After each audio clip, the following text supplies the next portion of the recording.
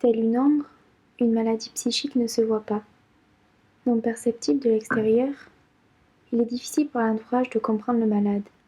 Pourtant, le cerveau est un organe comme tous les autres. Là où le cœur est l'origine d'une maladie cardiaque, le dysfonctionnement du cerveau est l'origine d'une maladie mentale. Le malade n'est pas fou. Le corps humain est une machine exceptionnelle. Face à un choc, une souffrance humainement insupportable, le cerveau se met en bug pour protéger le malade. Ses émotions sont trop fortes pour lui seul. Les symptômes psychiatriques vont apaiser et anesthésier la souffrance qui brûle de l'intérieur. Les troubles tels que les TCA, la toxicomanie, la dépression et bien d'autres encore sont des maladies vicieuses et perverses. Petit pas par petit pas, les symptômes s'installent. Coupé de ses réelles émotions, le malade devient vite accro, et grâce aux symptômes, il aura l'illusion de maîtriser ses maux.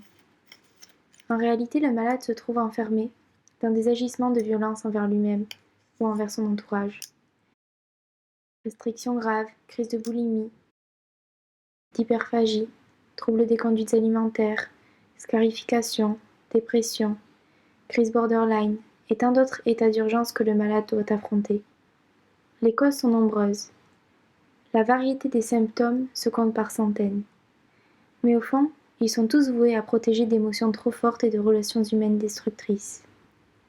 Bien souvent, l'entourage ne peut pas comprendre. L'impuissance totale fait naître la culpabilité de ne pas pouvoir aider. Il peut cependant accompagner, être présent, être à l'écoute, sans jamais être autorisé à juger. L'humain a peur de ce qu'il ne connaît pas. Alors, à toutes ces personnes proches d'une ou d'un malade, soyez présents. La plus grande aide que vous puissiez apporter est de ne jamais laisser tomber la personne en acceptant qu'elle se bat contre l'inconcevable.